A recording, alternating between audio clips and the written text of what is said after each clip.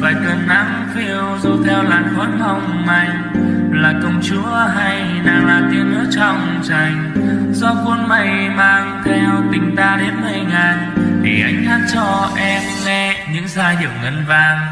Vài cơn nắng phiêu du theo làn khói mong manh, là công chúa hay nàng là tiên nữ trong tranh, gió cuốn mây mang theo tình ta đến nơi ngàn, thì anh hát cho em nghe những giai điệu ngân vang.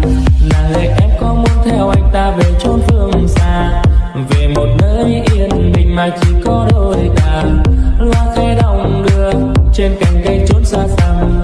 Em có muốn theo anh ta về chốn trăm năm.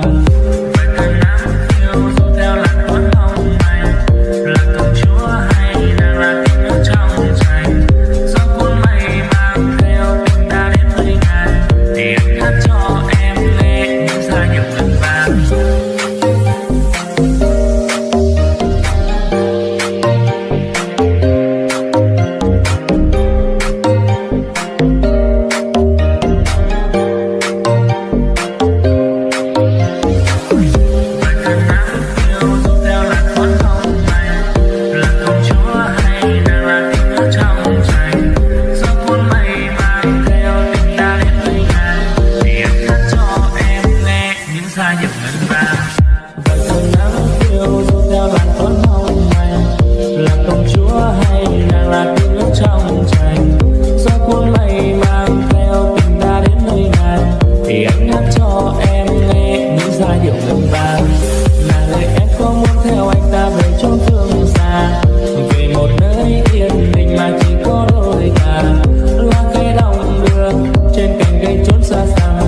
Em có muốn theo anh ta về chốn trăm năm.